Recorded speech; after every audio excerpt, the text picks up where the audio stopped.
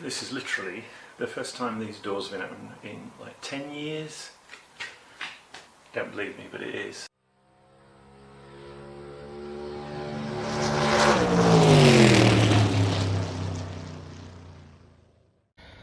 Hi, I'm in my secret workshop with my garage find, barn find, whatever you want to call it, but it isn't really. This is my 1994 Mustang GT with a 331 stroker on my single arm lift, and it's actually been up here for 10 years. Yeah, that's right, 10 years. I put it here 10 years ago, and I started painting it underneath, fixing it up. It was meant to go drag racing, but one thing and another, which I'm not going to go into now, it didn't get done. I converted it from fuel injection to carburetor, and I now need the transmission out of it for my Maverick, because the one that's in it didn't work, so to speak. And this is a built one I got from the States. It's got 0 miles on it. It's got trans brake and it's reverse pattern. It's all custom built, got a good torque converter and everything, so I've just got to get it out with the engine, and then I'll be selling this Mustang as a roller, which is a shame, but that's what's going to happen to it. It's got a tubular front, cross member, it's got subframe connectors, it's got a Ford Motorsport brand new rear end with 373 gears and lots of things, so it's worth more in parts anyway. But I want to get the stuff out of it. And then I came down here the other week and the blooming lift wouldn't work. I thought, oh crikey, the motor's gone or something. Anyway, I just took the switch to bits, and it turns out that's the problem. With the switch in, shorted out.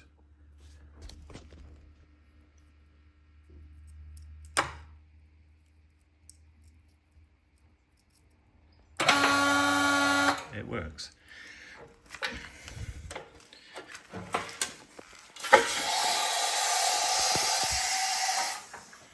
It's all working now. It's boiling hot in here, but at least the thing's working now, so I can come back and get the exhaust all off, and try and drop the transmission out. So it wasn't a total waste of time. I need to get another 230 volt momentary switch and a new plug, I think, because it's not very good. Anyway, apologies for not doing much filming, but I've been having loads of grief. Haven't been able to get anything done because it's like one step forward, 2 steps back. I'm sure if you're into cars, you understand. Watch this space is all I can say. Now I can get the car up and remove all the stuff, but not right now because I'm sweating like a pig. All right, see you soon. Right, I'm back at my workshop, and if you remember, it's about a week ago, I said my lift didn't work because the switch was broke. Well, I've got a couple of switches, so I'm going to change it over, but because I genuinely haven't done anything in here for like 10 years, it needs cleaning up because it is filthy. So first of all, I'm going to open this door if I can remember how, and then sweep all this out. And then we'll get to fixing the switch, and then something else I want to do with this car before I start tearing everything out. So anyway, let's get the door open. And the place is disgusting. So first plan I think is to do a bit of sweeping.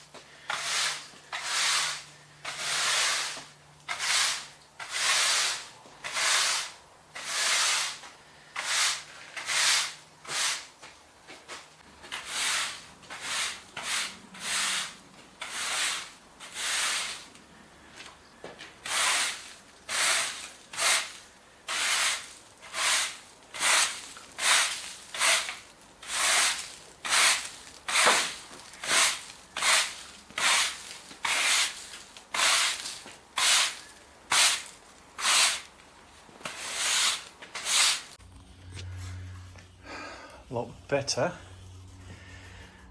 The cobweb's gone, got to grease all that up. Because it's not pleasant working in a dirty environment. Red hot day. Best day to decide to do this, I can tell you.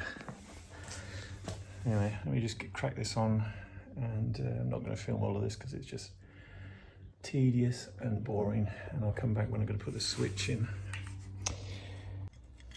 Right, I've cleaned up most of it, and I've just taken the switch out, just pulled it out. It doesn't work. Let me get my new ones. Okay, I bought two. I bought this one, but I think it might be too big. Oh no, probably would fit under, because I've got to put a tray under here. Oh, I've got this one, which is very similar to the one that was there. And I just screw the ends in. I think I'm going to try this one. Just got to put it in there. Right, turns out the red one doesn't fit in the hole. So we're going to be using this one. I've bailed it out, put the two wires on there. Just going to take these two out and put them on this one now. Right, going to connect it, take the top off, stick it in the hole. Okay, done the switch. Now I've got to look at this plug because it's decidedly dangerous. Yeah, I'm going to change it. Tell how old this contraption is as well. The old colours, red is live, and then you've got black, neutral, and green is the earth. Different to now. So if you've got some old stuff and have a look at it, make sure you get it correct. Right, put a new plug on it. Turn it on, it's buzzing.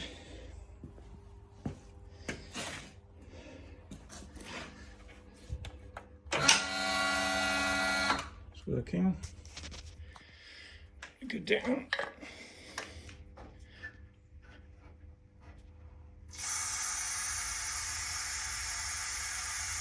Yep.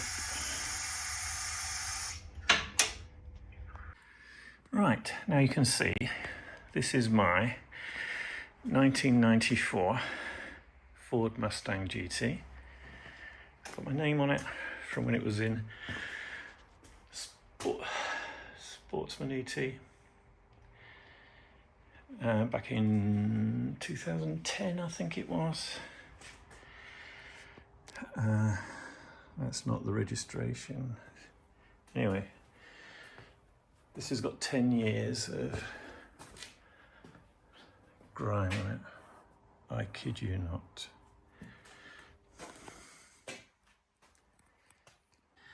So, what's the history of this 94 GT and why has it been sat in here for 10 years?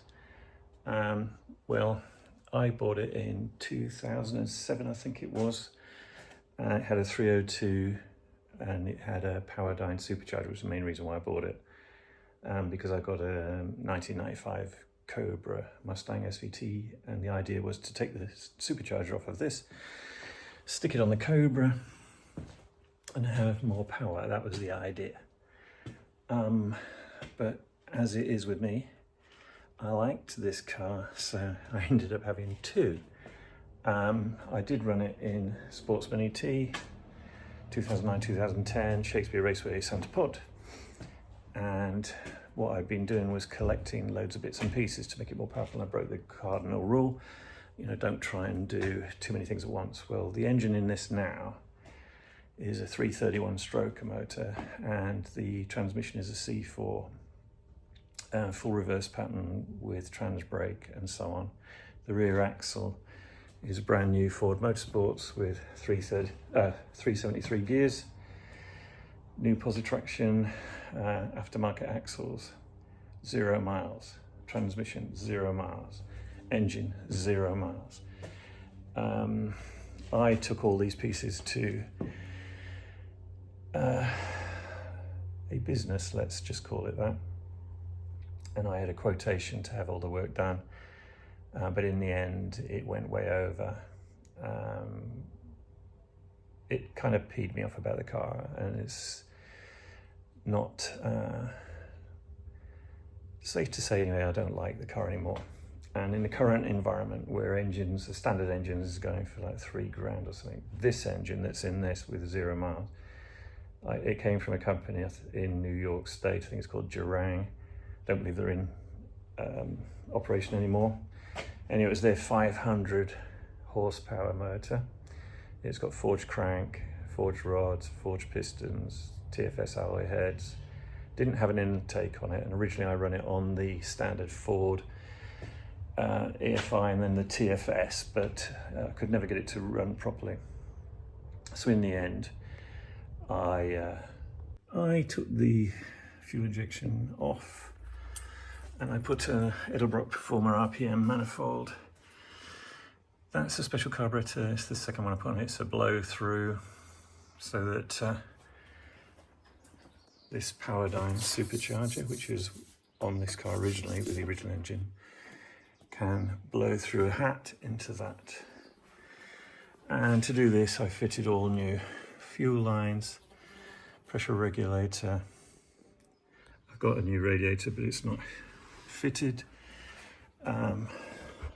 Specially made crank pulley so that it can power this. I have also got nitrous. Right, I've never plumbed this carb in yet because I had a 600 running or trying to make it run. It would start up. The thing I never got right with it is the timing. And I remember there was some controversy because of the crank and everything. Wasn't sure what it was, and I've never got it up, sorted out properly. So really what I need to do is take this valve cover off, which was modified because for the fuel injection you couldn't get the hose across from the supercharger into the carb. So what I should do is take this off, turn the crank over, and see if we can get it at top dead center and check what's on the crank, because I'm pretty sure it's marked up wrongly. That's my impression anyway.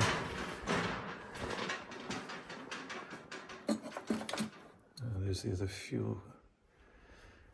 That one doesn't fit on here. This was on the other carb. There's the nitrous wires. Yeah, and I had an oil pressure gauge stuck on there temporarily. Yeah, because I wanted to know, obviously I've got pressure, which I did have.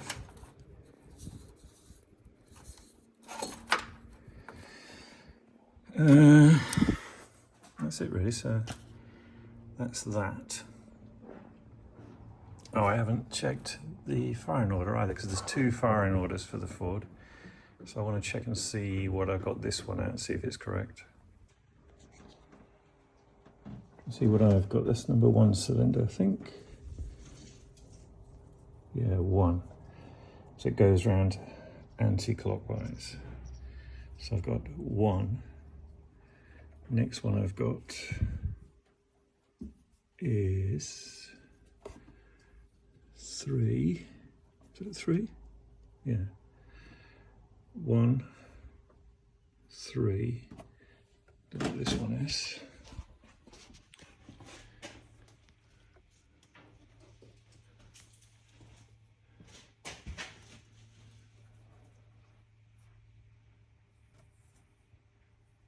Seven.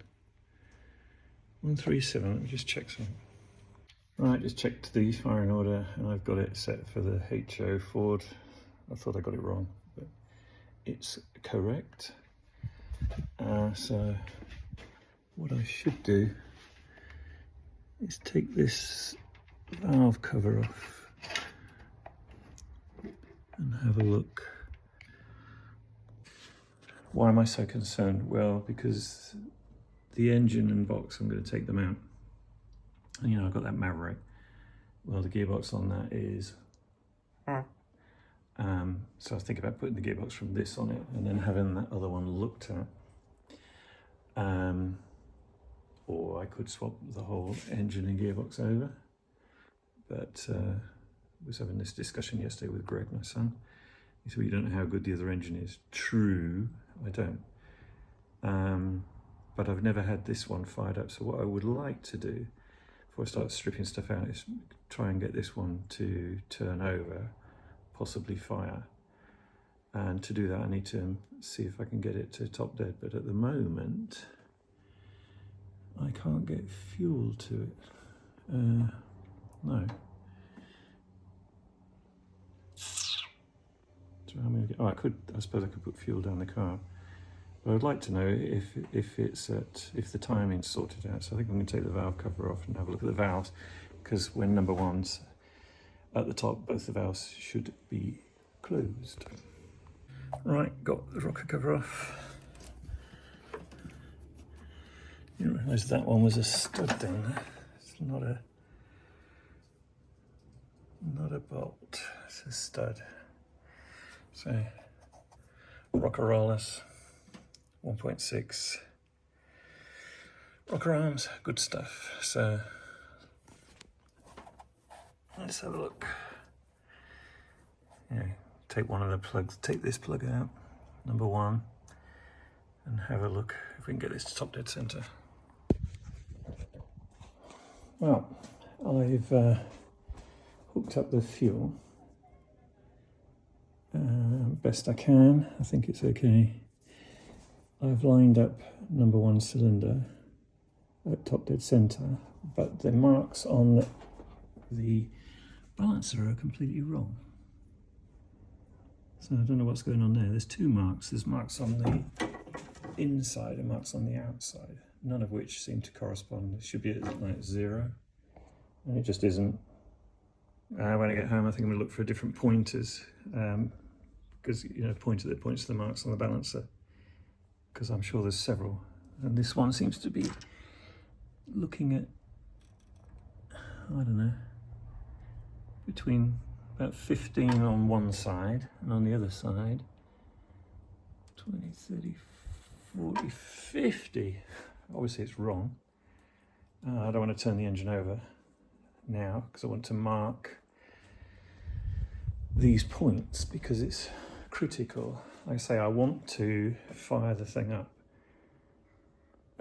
I fired it up once before. It had a different carburetor to this one, and it would rev. It wouldn't idle, and it would only rev like full blast sort of thing, but I'm sure it's the timing. It's not 180 degrees out, and I've checked it. The valves were both closed, the piston's up at the top, but the marks are nowhere to be seen. The distributor's okay. The rotor arm's pointing at number one now. It was slightly out, but not much. I've checked the firing order, that's fine. So I need some bits. Need the valve cover, bolts. Well, I've got a few, but not enough. Anyway, I need that. I need some fuel. And I need a timing, either timing tape so I can put new marks on, or yeah, that would be a thing, or at least mark it off. Anyway, done loads of cleaning. The place is way cleaner than it was when I came here. Not perfect. The lift's working. Bit more muck over there. Obviously I could clean this jack. There's no battery in it. It's got a lovely automotive, expensive Ford Racing tacho. It's got loads of bits over there. TCI Outlaw shifter. In the boot I've got the radiator, aluminium radiator, and I've got 2 front runner wheels and tyres, brand new, skinnies. I say they're not going to be going on this. So anyway, let's move everything out. I'll jack the car up and we'll have a look underneath.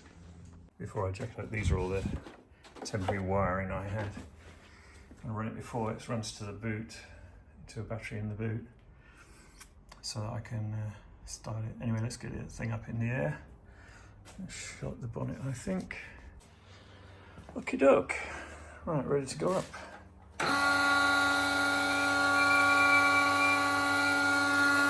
This is a really good lift. It's Italian, single phase.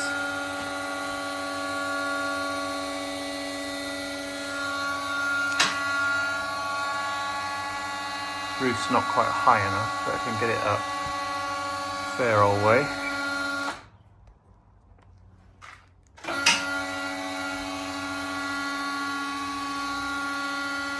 It's the light.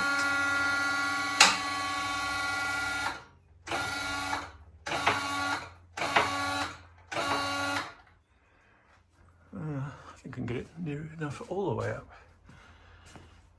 Anyway, pretty cool. So there's our engine, and here's the timing marks, and as you can see, there's some on the inside and some on the outside, and that says 0, 10, 20, 30, 40, so 50 or something. On this side there's a 0, but it's nowhere near the pointer. So we can find another pointer. Maybe the pointer's broken and it used to come over here. I don't know. It's something to look at. Right, so this is the 331 engine. Despite the surface rust and stuff, it's got 0 miles. This is a aftermarket C4 trans, full manual, reverse pattern. That was an adapter put on for the speedo. Here's the cable, it's got the deep sump. And if you go around here, that's the solenoid, or the bit for the trans brakes, not connected. This is brand new. This gearbox was rated at 1,000 horsepower. So, and it's all new, aluminium drive shaft, or aluminum if you're American. Some sweating there, because I did put oil in it at some time. Same as on here. It's not like leaking, it's just where it's been sat. So I could just take the gearbox out. There's the wires that go to the boot. So it's got subframe connectors on it. And I took the fuel injected pump out. So it's just got a feed. There's a Holy pump. There's temporary feed that goes to the front so I could turn everything on. This is the Ford Racing back axle. Again, little surface rust on it where it's just been sat for 10 years, but it's brand spanking new. Same as the drive shaft, brand new, 0 miles. UJ's brand new, 0 miles. 4-link, brand new, 0 miles. This is what happens when you leave a car. And I put braided line all the way to the front.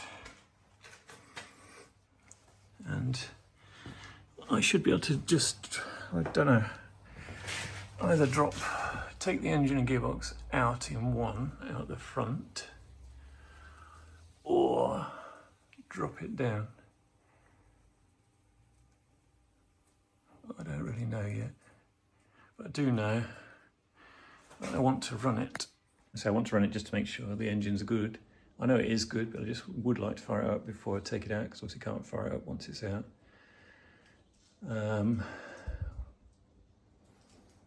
Some people say if you can drop this subframe out and lower it down like that and lift the body up. Of course I could do. I don't know which is the best way of doing it. because if I drop that down, I've got to remove the shock, the struts and the brakes and the steering. Whereas if I pull it out, I can take all the exhaust pipes off from down here, take the drive shaft out, undo the support cross member, lift it out the top, just take the bonnet off. I might well do that. My plan was today to start doing this, but I think I want to get... Well, that's trying to kill me. A bit of plate fell down. I think I want to get that timing bit sorted out first, so I need to order some bits. Then I can see what I can do. Probably going to take the engine gearbox out in one, I think, after I've seen it run properly. Yeah, I don't know what you think. If you've got any good ideas, let me know. Never know, I might even take notice. So I think that's going to be it for now. So the best part of today is spent cleaning up. Not what I planned on doing, but it's difficult to work in a shithole. So now it's clean, cleanish. So bye for now. Sort of awoken from 10 years of sitting around.